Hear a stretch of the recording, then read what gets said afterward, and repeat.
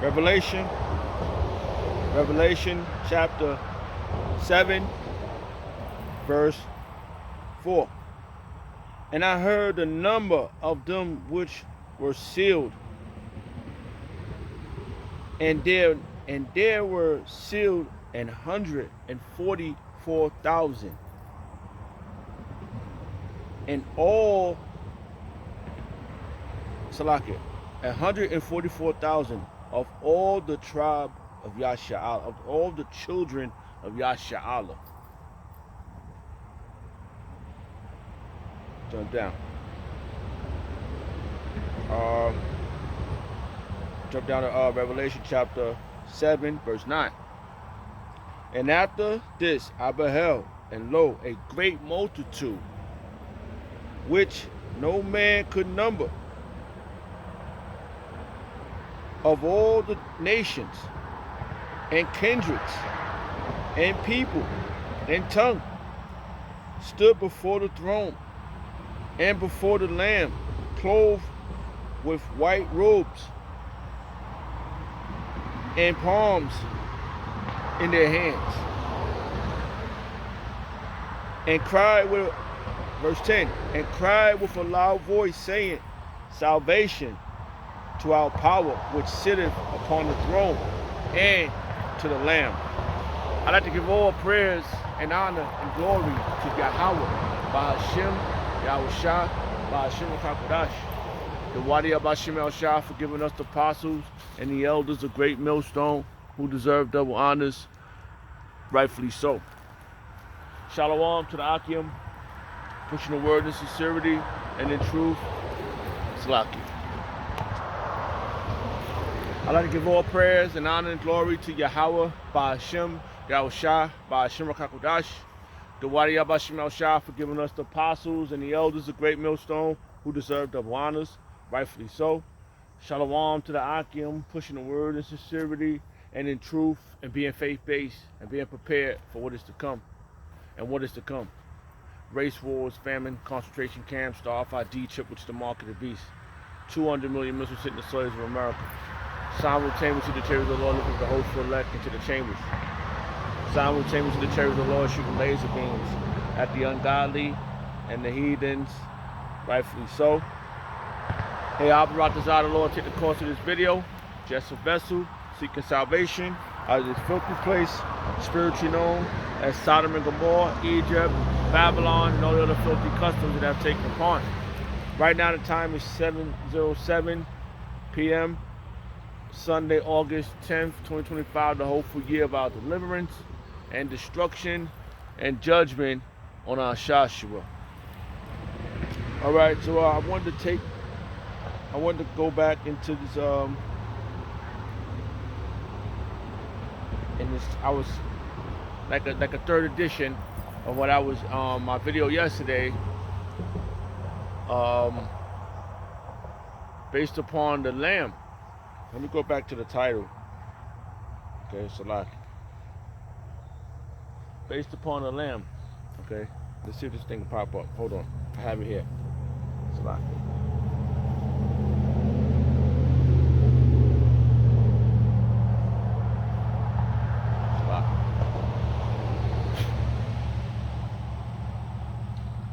Alright, so the name of the title was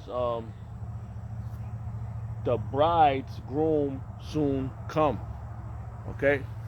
And what is he coming to do? He's coming to get the hopeful elect up out of here, who has escaped this tribulation. And how did they escape? It's by Yahweh Shem El Shah saving them. First of all, how they escape is by putting back on that clothing, which is their nationality, which they lost. Okay, Yahweh Shem El Shah has given this back to the hopeful elect. Let's see something. I don't know if I had it here.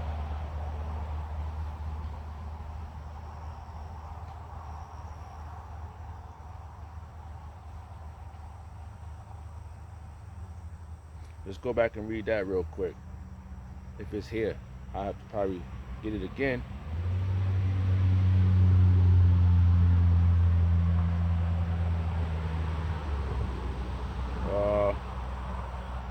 sure it's here. I just don't know where it's at. All right, I opened up another tab. I got tons of tabs open. So,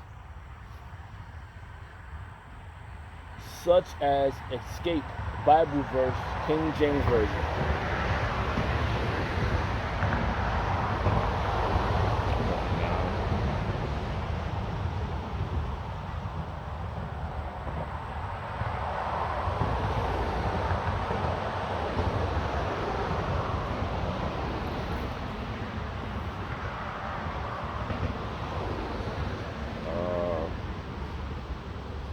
Lock it.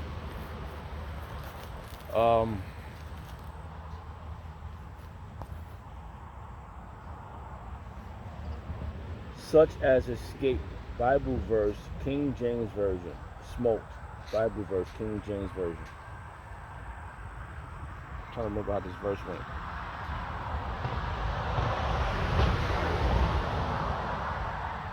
Here you go. Is this it? Yeah, this is it. This is Isaiah chapter 10, verse. This is Isaiah chapter 10, verse 20. This is Isaiah chapter 10, verse 20. And it should come to pass in that day that the remnant of Yasha'Allah and such are escape of the house of Jacob should no more again stand upon him that smote him. Alright? Who's that smote us? You Negroes, Hispanics, and Native Americans, you've been smoked by the so-called white man. Ashashua. Okay? It's no more, it's not happening to us no more. We know exactly what this is about. It's clear. It's not hidden. We know exactly what we're supposed to be doing. We're supposed to be prophesying. We're supposed to be praying to Yahweh Shemel Shah for deliverance, praying he get us out of here. That we the predestinated one. That we are part of that that we one of those men of the 144,000, right? And we are part of that multitude that came out of this tribulation. Okay, that's what we're supposed to be doing. We're not supposed to be. We know we got our jobs. We got to do this. We got to do that in this world. That's understandable. Okay, we see that. It's clear. All right. It's the scripture says that we are subject to payment. We got the logistics of this. It's accurate now. Okay. I don't know what this thing's doing here. Okay. It's accurate now. We know exactly what we're supposed to be doing. So this is why we're doing it. We're not doing it for our own filthy lucre as others are. We know that these individuals is doing something wrong. Okay. We see it. It's clear. It's clear. All right. Now, in the when this thing all this thing blows over and everything be revealed, you're gonna know who's who. You're gonna know who's who and why they've been doing it. They're gonna everything's gonna be revealed, and that's the day of reckoning. Okay, that's the day of reckoning. And Abaratazah, us men that standing stiffly, that we the ones, man. You know, that's it. You know, we hoping that Yahweh, because we all sinners, but we ain't trying to do nothing for no fucking bag, bro. Fuck it, man. I was just telling the individual I had to get my car fixed. Right?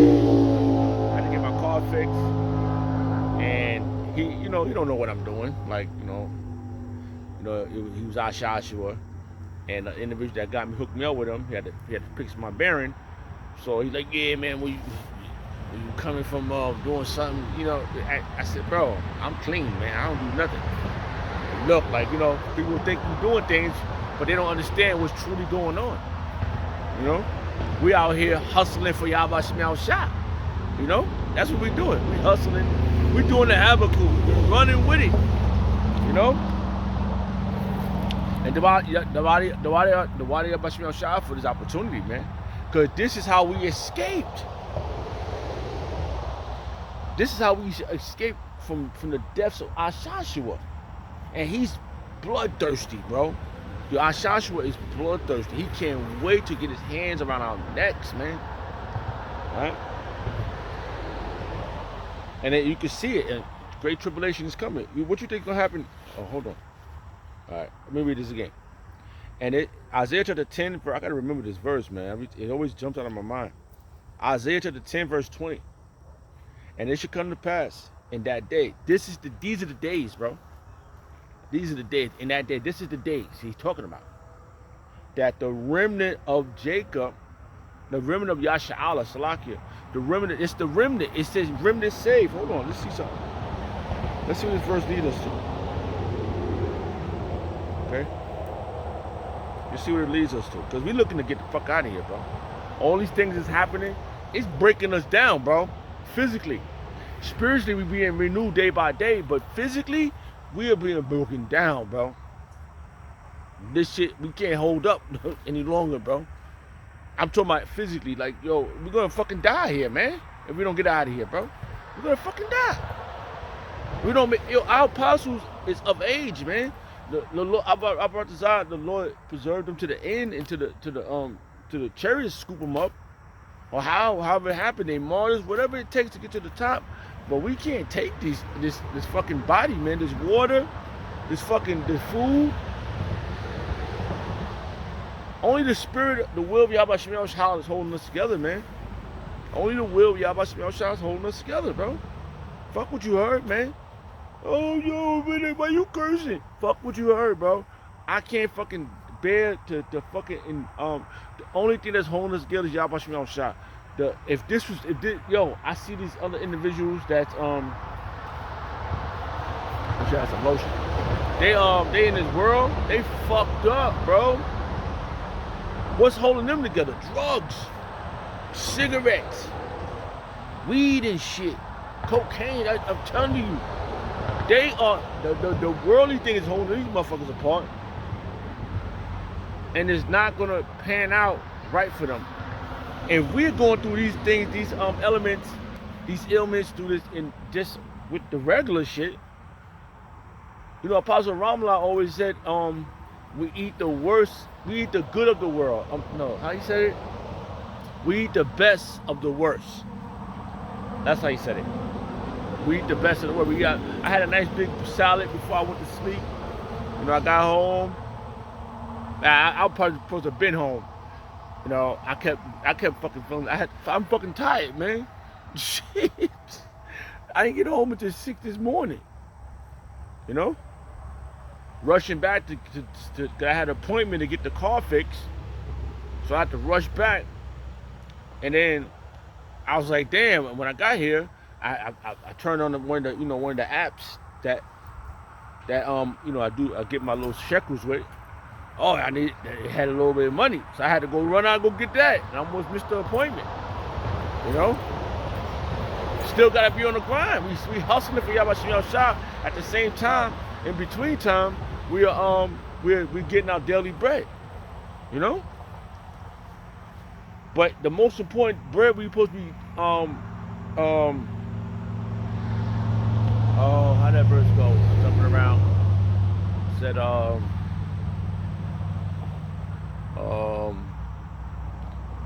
put your treasures upon heaven. The most important treasure you're supposed to be getting, the money you're supposed to be getting, is this treasure of Yahweh Shemel Shah. Your treasures upon the Lord. Bible verse, King James Version. And Yahweh Shah said this personally, bro. Where we are about to encounter something. What was that movie? The Third Encounter? Something like that. Fourth Encounter. We about to encounter something phenomenal, man. The bridegroom comes soon, man. It's gonna be phenomenal, man. And it's an invasion. You got a spaceship coming close to us. I ain't listen to our Joshua until my he said oh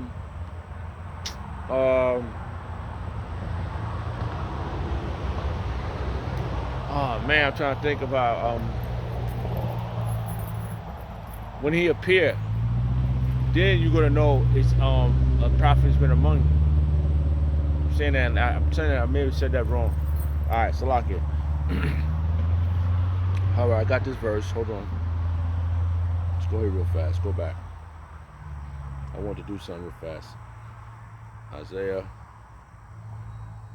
Because our team is coming back, bro.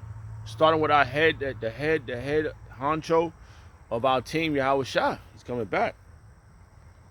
He's gonna make it happen for us, bro. For the hopeful elect, I brought the Zam, the hopeful elect, man. And in the 2/3, you're gonna come out on top too. After you get hit with the missiles, after you go through the concentration camps, after you receive those C-hips, whatever it takes, you're gonna still come after. You're gonna get yours after, because the 1/3, the hopeful elect, right? The 144,000 men is gonna bring you back into the world, and you're gonna be sad. Oh, you're gonna be sad, and they're gonna pat you on the back, which means logical sense. Look. They're gonna say, look at our Joshua. They're gonna speak logical on Kadash. You're gonna be taught well. You know, you're gonna give reverence to the men of the Lord that stood so stiffly. The one that the bride, the groom came back and scooped up out of here. It sounds so fucking phenomenal, bro. It's something to contend for.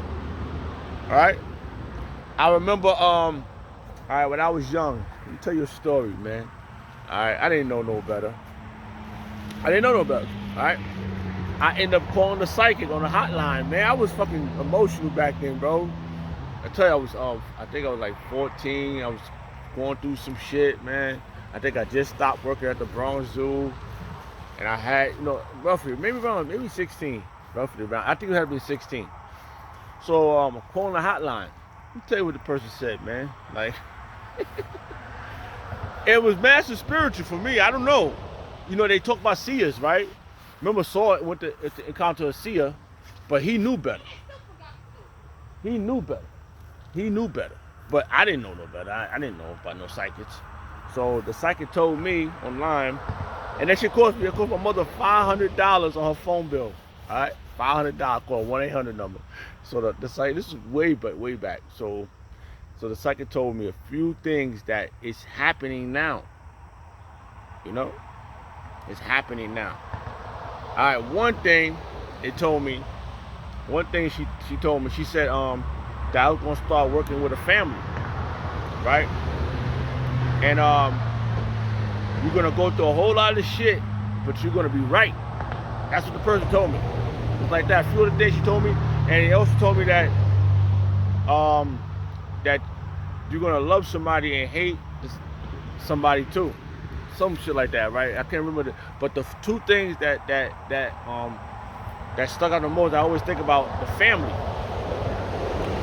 3 days after that, bro. 3 days after that, guess what happened? I started working at Family Dollar. This is right when Family Dollar first started getting built up. 3 days after that, I started working at Family Dollar. I'm never gonna forget a lot of things that I'm 50 years old. I'm half 100, bro. A lot of things I'm not gonna forget that's transpiring right now. And I truly believe, like my little one. I don't hate her mother, but this got on my damn nerves. But I did resent her for a long time for what she done to me. But that's not here or there. It was like she said it's gonna be like a gift, and this what happened, bro. I'm not making up nothing as I go along, and so mad bugs out here, Salaki. So I always think about that. The part that stuck out the most that they said you're gonna be working with a family. These things is accurate, man. Remember, he had to see us in the book. The book clarifies a lot. Okay, let's go into that real fast.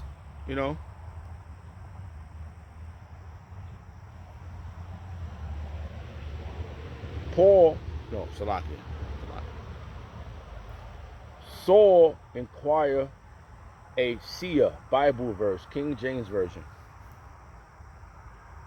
Something like that. Salakia. This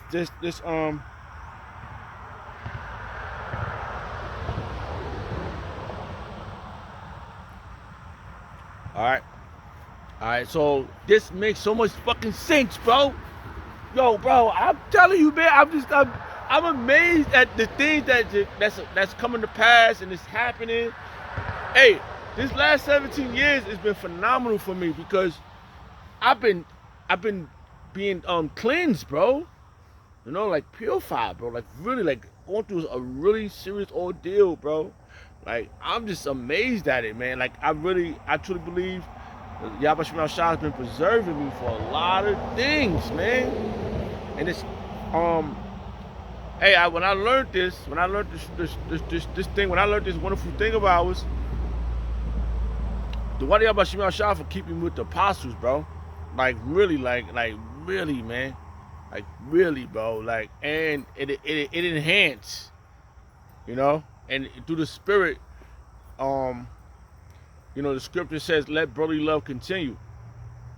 And I truly, but I kept that, you know, even like in my media family, like, you know, but as time grew, I drifted away from them and got close to the brotherhood as much as I can, you know, even with my distance. And the Lord said, "Oh, I'm gonna give you some brother. I'm gonna let you go through these brothers over here." Shalom, Barak Abba, the Wadi Abba Shema Shah Barak Abba, bro. Yo, bro, yo, I was always called Barak Abba. I'm sorry, man, I'm all over the place, man. And I asked Barak Abba, I was like, yo, I work this way. I was working up in Buffalo, and I was working in close to Philly, sometime in DC. I was working at the airport in Pittsburgh. I was traveling for the jobs. I was working for a lot of different jobs. But Rockaball put me on to Shaquan Dabak in Philly. First he gave me the number.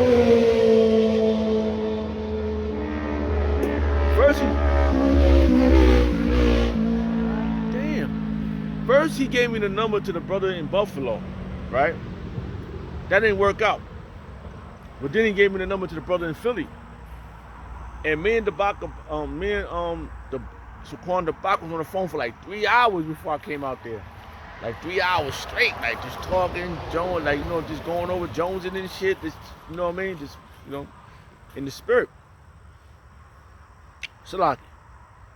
And that was Philadelphia, bro. Brotherly love, man. Y'all Shema Shah did a lot for me, man. Like hey, I'm never gonna forget how much he did for me, man. Through the spirit. And I'm telling you, Barak Abba, blessed warrior. All right, he was blessed, man. He had that info in his mind, man. For real, but I was always calling him, asking for information. You know, hey, man, Salaki. So this is 1 Samuel chapter 28, verse 7. Then said Saul unto his servant, "Seek me a woman that has a familiar spirit, that I may go to her and inquire of her." And he wanted information because she could see things. I didn't know back then. I didn't know about. I just know, you know, you used to always see this shit on TV. The psychic thing. I was young, and it was accurate, bro. Like it was really fucking accurate. I was like, what the fuck, man? And I thought about it. I kept thinking about this shit. I was always, you know, you can't change the story. You can't change the story. I never changed the story. I just always tell people like, yo, you always talk about the same stuff. It's repetitive. It's like we can't change the scriptures. It's always the same over and over. You just read that verse 2 days ago. It's the same story. It's not why we cannot change it. This is why, oh man, this is why the doctrine matters. You can't change the doctrine and make it other doctrines. You know? The scripture speaks about a familiar spirit. This lady was what he said. Then Saul said unto his servant, "Seek me a woman that has a familiar spirit, that I may go to her and inquire of her." And his servant